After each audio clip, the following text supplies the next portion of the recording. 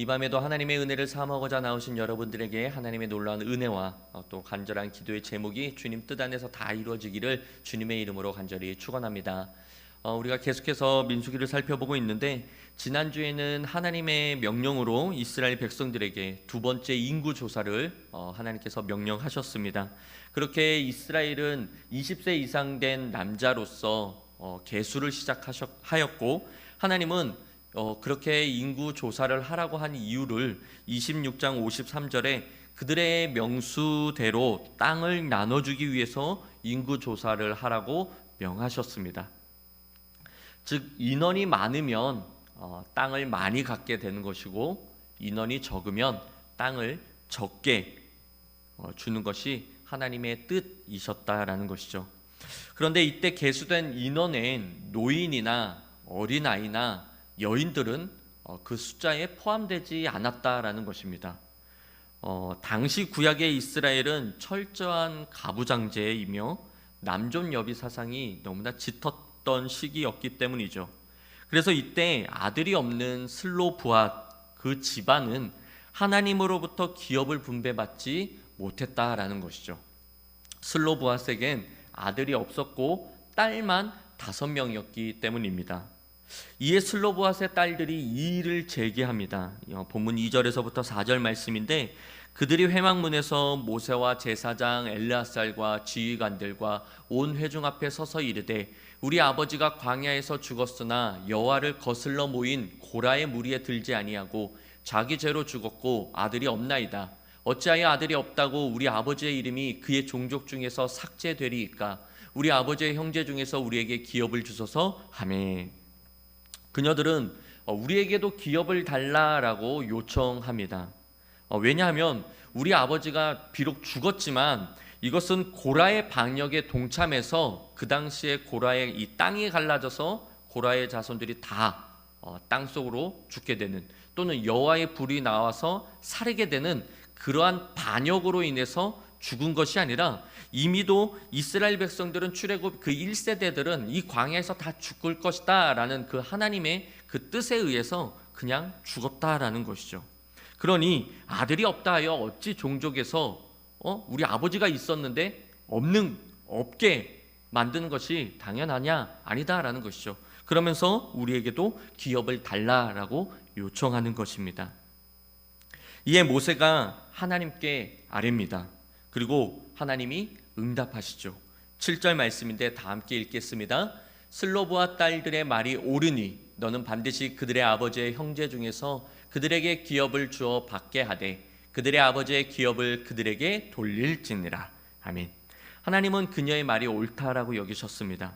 그리고 그녀의 요구대로 아버지의 기업을 그녀들에게 주라고 말씀하십니다. 그녀들이 이렇게 하나님으로부터 당시로서는 정말 불가능에 가까울 정도로 이러한 은혜를 입을 수 있었던 이유가 뭘까요? 그것은 그녀들이 이 문제를 다루는 곳이 다름 아닌 하나님 앞에 가져갔기 때문이죠. 그녀들이 놓여있는 이 문제를 하나님 앞에 가져갔다라는 거예요. 다시 본문 2절 말씀을 보면 그들이 회막문에서 모세와 제사장 엘르앗살과 지휘관들과 온 회중 앞에 서서 이르되, 회막문에서, 구약 특별히 이런 레위기나 민수기에 보면 이 회막문에서라는 말이 참 많이 나옵니다. 이 말은 결과적으로는 하나님 앞에서라는 뜻을 갖고 있어요. 회막문이라는 것은 곧 하나님 앞에서라는 것입니다. 회막문, 하나님을 만나는 장소였다라는 것이죠.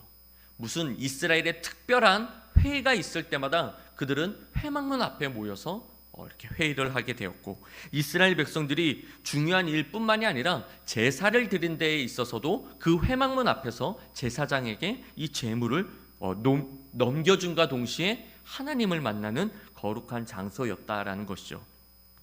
이 회막문 앞으로 지금 슬로브앗의 딸들이 자신들이 처해 있는 이 위기를, 이 문제를 회막문 앞으로 가져갔다라는 것입니다.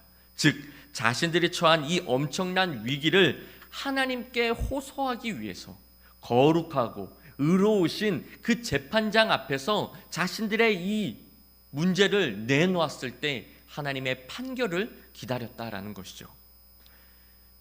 의로운 판결을 내리신 그 재판장께서 그녀들의 소원대로, 그녀들의 바램대로 의롭게 재판하셨습니다. 즉 슬로바스의 딸들의 말이 옳으니 너는, 모세는 그녀들에게 기업을 주라라는 이 응답을 듣게 되는 것이죠. 뿐만 아니라 이를 계기로 이스라엘의 아들이 없이 아비가 죽은 경우 그 딸들에게, 만약에 그 딸도 없으면 그 친족들에게 상속되는 그 가문의 기업이 계속 유지될 수 있도록 보완 규례를 규정해 주셨다라는 것이죠. 그렇습니다. 우리 인생 가운데 찾아온 위기를 극복할 수 있는 거룩한 방법은 기도입니다. 모세도 슬로바의 딸들이 자신을 찾아와 이런 호소를 했을 때 모세 자신의 경험을 바탕으로, 또는 한 번도 여인에게는 뭔가 주어진 일이 없다라는 그 이스라엘의 전통, 이것이 아닌 또 자신이 알고 있는 율법 조항들로 나열해서 판결한 것이 아니라 오히려 그런 문제가 왔을 때 안 돼, 이런 일은 한 번도 있었던 적이 없어, 그러니 들어줄 수 없어 라고 얘기한 것이 아니라 오히려 5절에 보니까 모세가, 5절 띄워주세요. 모세가 그 사연을 여호와께 아뢰니라. 모세도 하나님 앞에 기도했다라는 것이죠. 즉 모세도 하나님께 이 문제를 기도했다라는 거예요. 자신의 생각, 자신의 판단, 자신의 경험, 자신이 알고 있는 율법 조항에서 판결을 내린 것이 아니라 그 역시 이 위기를 하나님 앞에 기도했다라는 것이죠. 기도했더니 하나님께서 응답하셨고 그 응답이 모두가 만족할 수 있는 거룩한 응답이었다라는 것입니다. 이뿐만이 아니었습니다. 12절에 하나님께서 모세에게 아바림 산에 올라가서 내가 이스라엘 자손에게 준 땅을 바라보라고 말씀하십니다. 그런데 더 충격적인 말씀은 그 땅을 바라본 후 너는 13절 내 형 아론이 돌아간 것 같이 너도 조상에게로 돌아간다는 것이었습니다. 모세는 어느 정도 알고 있었죠.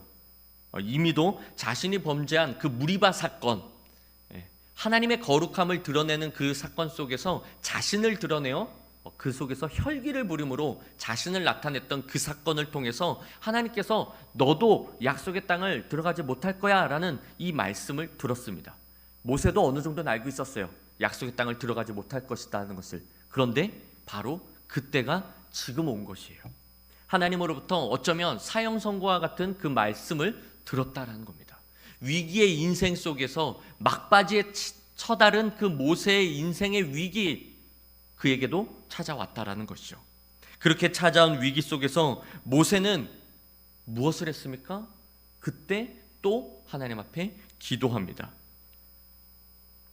인생의 막바지에서 이제 이 민족을 이끌어갈 후계자를 놓고 하나님께 기도했다라는 거예요. 그런데 그 중대한 문제 앞에서 모세가 한 것은 뭐다? 기도였다라는 거죠. 모세는 자신의 판단과 자신의 생각으로 자신이 아끼는 사람을 후계자로 세우려고 했던 것이 아니었습니다. 이왕이면 내 아들 중에서 내 다음 후계자가 되어서 이 민족을 이끌어갔으면 하는 그런 바람이 있었던 것이 아니었다라는 것이죠. 그는 다음 후계자를 놓고 또 기도했다라는 거예요. 먼저 하나님께 기도했다는 것이죠.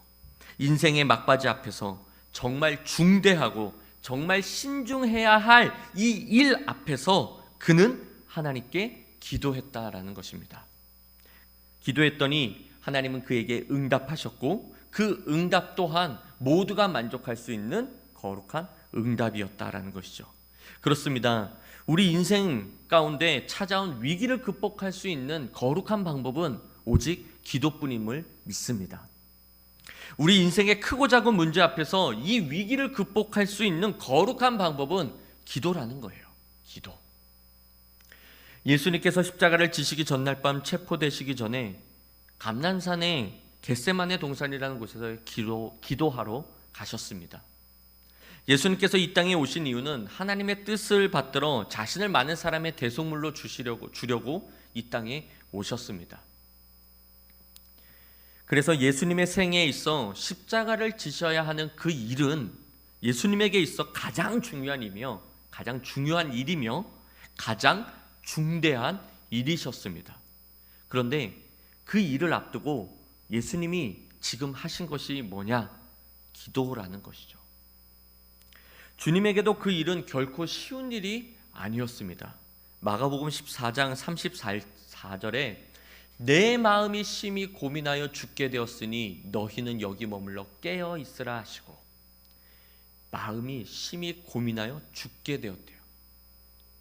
십자가를 지는 그 사건이, 그 일이, 그 위대한 그 일이 결코 쉬운 일이 아니었다라는 것을 이 말씀을 통해 우리는 알 수 있습니다. 물론 육적으로도 고난을 받으시고 수치를 당하시고 모욕을 받으셔야 했지만, 그것보다 더 주님으로부터 죽을 것 같은 그 심정은 뭐냐면은 사랑하는 하나님으로부터 버림받는 그것이었습니다. 물론 일시적이고 한시적이긴 하지만 주님은 하나님으로부터 철저히 버림받으셨습니다. 엘리 엘리 라마 사박다니, 하나님 어찌하여 나를 버리셨나이까. 하나님은 그것을 참을 수가 없었어요. 하나님과의 단절된 그것을 견딜 수가 없었다라는 것이죠. 그 마음이 심히 고민되어 죽게 되었으니 제자들에게, 특별히 그 사랑하는 그 세 명의 제자들에게 나를 위해 기도해달라고 요청하는 것 아니겠습니까? 인간이 경험할 수 있는 최고의 고통과 슬픔과 아픔을 우리 주님이 겪으셔야 했다라는 거예요. 그 일을 앞두고 우리 주님은 기도하셨습니다. 마가복음 14장 35절과 36절 말씀인데 다 함께 읽겠습니다. 조금 나아가사 땅에 엎드려 될 수 있는 대로 이때가 자기에게서 지나가기를 구하여 이르시되 아빠 아버지여, 아버지께서는 모든 것이 가능하오니 이 잔을 내게서 옮기시옵소서. 그러나 나의 원대로 마시옵고 아버지의 원대로 하옵소서 하시고. 아멘. 지금 주님께서 기도하시는 이 상황은 예수님의 생애에 있어서 가장 큰 위기의 순간이셨습니다. 십자가를 지셔야 되는 걸 모르는 것은 아니나 주님의 심정은 할 수만 있다면 이 잔이 내게서 옮겨지기를 원하셨다라는 것이죠. 만약 주님이 그 십자가를 피하셨다면 저와 여러분은 이 자리에 없을 것입니다. 만약 주님이 그 십자가를 피하셨다면 하나님의 계획과 예수 그리스도를 이 땅에 말씀이 육신되어 보냄으로 말미암아 하나님의 택한 백성들을 구원하는 그 모든 계획이 한순간의 물거품으로 되는 절체절명의 위기의 순간이셨다라는 것이죠. 우리 주님께서 이 위기를 극복하기에 선택하신 방법은 뭐다? 기도였다라는 것입니다. 그리고 그 기도로 이 위기를 극복하셨습니다.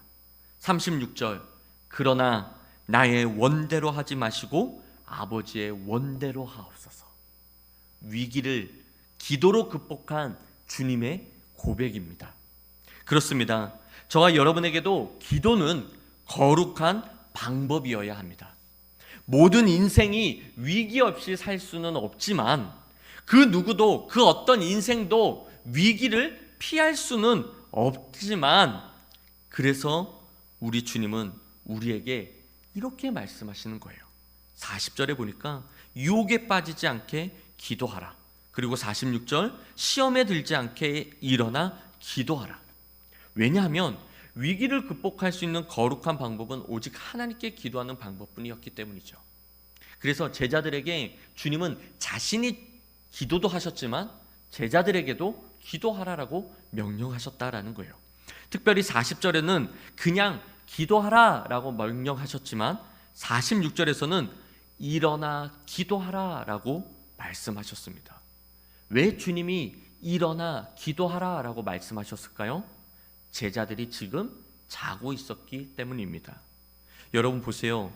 이 위기라는 게 우리에게 얼마나 어려움이냐면은 우리를 잠들게 한다라는 거예요. 그 위기가 너무 힘든 거죠. 그 상황이 너무 견딜 수가 없는 거예요. 그래서 자꾸 우리를 지치게 만드는 거죠. 그 문제 때문에 자꾸만 우리가 나태해지고 우리가 포기하게끔 만든다라는 것이죠. 그래서일까요? 문제를 만났으면 문제를 놓고 기도해야 되는 것을 모르는 것은 아니나 문제를 만나면 이상하죠. 기도가 안 돼요. 그 문제가 너무 힘들면 기도가 안 나와요. 영적 교훈이 있는 것이죠. 그 문제는 우리를 찾아온 인생의 위기라는 그 문제는 우리의 영혼을 잠들게 한다라는 거예요. 그러니 주님은 일어나 기도하라 라고 말씀하고 있는 거예요. 영적으로 잠들면 결국 베드로가 어떻게 됩니까? 주님을 부인합니다. 깊은 잠에 빠졌던 베드로, 기도하지 않았던 베드로, 그 위기 앞에서 그는 주님을 부인해요.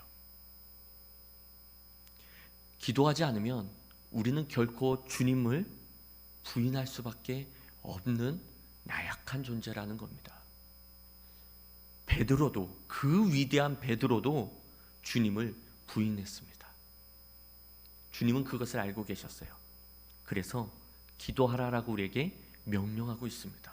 그것도 일어나 기도하라라고 말씀하고 있다라는 것이죠. 일어나 기도한다라는 것이 무엇입니까? 힘써, 애써, 사력을 다해 기도해야 된다라는 것입니다. 그렇습니다. 정말 중요한 것이 뭐냐? 우리가 위기를 직면했을 때 그 위기라고 하는 그 위기 상황보다 더 위기인 것이 뭐냐면은 내가 직면하고 있는 그 문제, 내가 직면하고 있는 그 위기가 아니라 그 위기 때문에 기도하지 않는 내가 이 상황이 더 위기라는 거예요. 진짜 위기는 위기 앞에서 기도하지 않는 것이 진짜 위기인 것입니다. 그래서 주님이 말씀하시는 거예요. 시험에 들지 않게, 유혹에 빠지지 않게 일어나 기도하라. 여러분, 위기를 극복할 수 있는 거룩한 방법은 오직 하나님께 기도하는 것뿐임을 믿습니다. 그러므로 기도해야 합니다. 왜냐하면 먼저는 주님이 그 위기 앞에서 기도하셨기 때문이고, 두 번째는 주님이 우리로 하여금 기도하라라고 명령하셨기 때문입니다. 그런데 기도하는 것보다 더 중요한 것이 뭔지 아십니까? 그냥 기도하면 안 되고요. 깨어서 일어나 정신을 바짝 차리고 힘써 기도해야 한다는 것입니다. 우리 주님이 기도하셨던 것처럼 말이죠. 누가복음 22장 44절 말씀입니다. 우리 다 함께 읽겠습니다. 예수께서 힘쓰고 애써 더욱 간절히 기도하시니 땀이 땅에 떨어지는 핏방울같이 되더라. 주님이 우리에게 기도의 자세를, 기도의 본을 보여주셨습니다. 그저 그렇게 기도해야 될 때가 아니라 지금 이때는 그 어느 때보다도 더 힘써, 더 간절히, 더 사력을 다해서 기도해야 된다라는 거예요. 주님은 필사적으로 기도하셨습니다. 땀이 핏방울이 되도록 그렇게 필사적으로 기도하셨다라는 것이죠. 우리의 기도가 어떤지를 그 어느 때보다도 더욱 살펴봐야 할 때인 줄 믿습니다. 우리는 마지막을 살고 있기 때문이죠. 왜 신앙에 공허함이 있고 왜 나만 신앙에 도태되어져 가는 것 같고 이래도 되나 싶을 정도로 신앙이 완전히 무너져 하루하루를 하나님과 상관없이 그저 그렇게 사는 이유가 뭘까요? 기도하지 않기 때문입니다. 기도하지 않기 때문에 지금 이 상황이 위기인 것조차 모르고 사는 거예요. 그렇게 세월을 낭비하고 있는 것입니다. 그러므로 우리가 주님을 믿는다면, 또한 우리가 정말 주님의 제자라면 저와 여러분은 반드시 주님의 삶을 본받아, 특별히 기도의 본을 본받아 우리 역시 기도해야 할 줄 믿습니다. 그것도 필사적으로 말이죠. 신앙의 나태함, 신앙의 안일함, 뿐만 아니라 내 삶의 크고 작은 모든 위기 속에서 저와 여러분이 해야 하는 자세는 이 모든 위기들은 오직 기도로만 극복할 수 있다라는 절박함을 가지고 하나님께 간절히 그리고 필사적으로 기도해야 할 줄 믿습니다. 주님은 그 위기를 극복하시기 위해 그날 그 밤에 하나님 앞에 필사적으로 기도하셨습니다. 그리고 마침내 그 위기를 필사적으로 기도하셨던 주님은 하나님으로부터 그 위기를 극복할 수 있는 힘을 얻게 됩니다. 그 고백이 내 원대로 마옵시고 아버지 원대로 되기를 원한다라는 고백에서 우린 볼 수 있죠. 이 문제를 극복할 수 있는 힘을 기도를 통해 충만하게 얻으셨다라는 거예요. 다니엘과 그의 세 친구들을 보십시오. 왕의 명령에도 불구하고 왕이 주는 음식과 포도주를 거부할 수 있었던 이유가 뭘까요? 사드락, 메삭, 아벳느고가 금신상에게 절하라라는 왕의 명령에도 불구하고 금신상에게 절하지 않는 신앙의 그 지조를 지킨 힘이 어디서부터 나왔을까요? 예루살렘을 향한 창문을 열고 여느 때와 마찬가지로 하루 3번씩 기도한 그 힘에서부터 나왔다라는 것이죠. 우리가 인생의 위기 속에서 우리의 신앙을 지킬 수 있는 힘은 기도임을 믿습니다. 기도하지 않는 자는 그 누구도 말할 자격이 없다라는 거예요. 이제 우리 차례입니다. 힘써 기도하십시오. 사력을 다해 필사적으로 하나님께 매달리십시오. 마치 야복강의 그 야곱과 같이 주님이 내게 복을 주지 않으면 난 절대로 이 손 놓을 수 없습니다라는, 그래서 환도뼈가 부러질지언정 주님과의 그 씨름에서 놓을 수 없었던 그 사력을 다하는 기도로 하나님 앞에 매달리십시오.